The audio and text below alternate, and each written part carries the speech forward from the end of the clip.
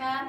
आज आमे ओडिया तड़का चैनल रे गोटे नुआ रेसिपी बनैबा जार ना कि नाउ पनीर कोफ्ता। प्रथमे देखंतु नाउ को एपरी आमे कोरी दबा देख तापर पनीर की एपरी कोरी दबा आवश्यक अनुसार मसला एपरी गोटे बड़ पियाज नबा गोटे रसुण नबा कि बड़ अलैच दीटा नबा सुखुला मिर्ची नबा गोलमरीच किछि नबा कंचा लंका किछि नबा काजू किछि नबा जीरा किछि नबा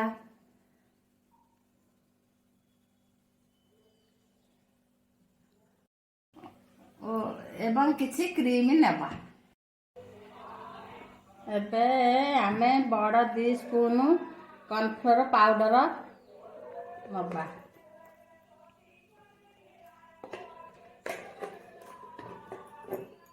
स्वाद अनुसार लूण दबा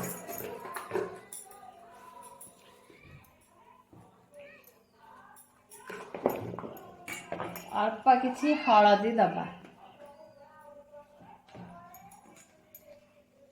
छोट स्पून लंका गुंड दबा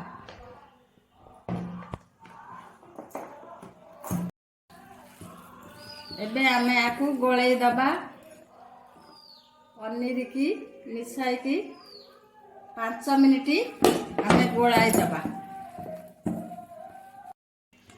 एही परी 5 मिनिट दली सारिला परे आमे छोट छोट बॉल परी करी रखिबा।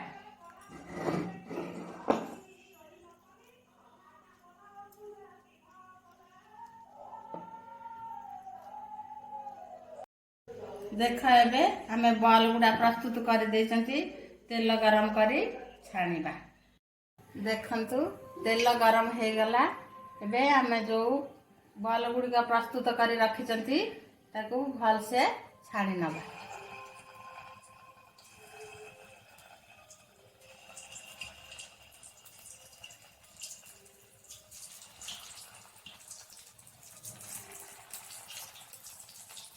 पाँच रु 7 मिनिट लागिबो छाणीबा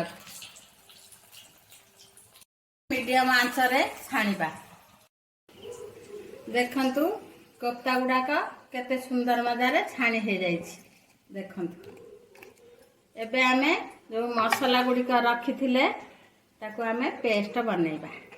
एबे देखंतु तेल गरम हे गला एबे आमे कोफ्ता बनैबा स्टार्ट करिबा।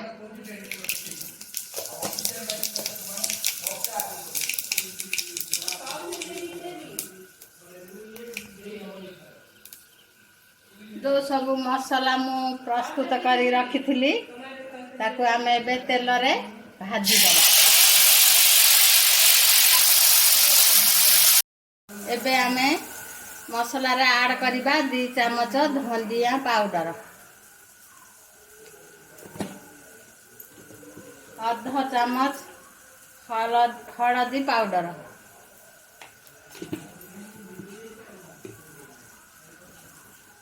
आधा चम्मच काश्मीरी चिल्ली पाउडर 2टा मीडियम साइज रो टमाटर प्यूरी कर देइचंती ताकू आमे ऐड करिबा।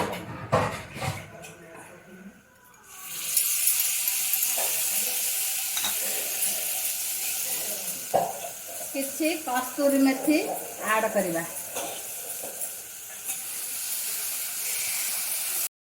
स्वाद अनुसार लूण दबा। मसलाटी 3 रु 4 मिनिट भितरे प्रस्तुत हे जिवो। एबे देखंतु मसला रु तेल छाड़ी आसिलानी एबे आमे आवश्यक अनुसार पानी दबा। आपणकर जदि मोटा ग्रेवी दरकार अल्प पानी देबे जदि पतला ग्रेवी दरकार आउ ग्लास पानी ऐड करि परिबे। देखंतु ग्रेवीटी भल करी फुटी गलानी। एबे आमे क्रीम ऐड करिबा 2 चमच क्रीम ऐड करिबा।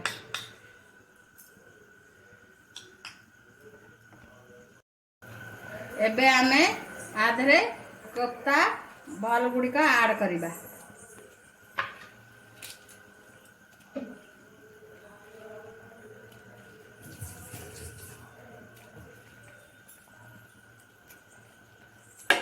धनिया पत्र दे 1 मिनिट पर गैस टी बंद कर दबा।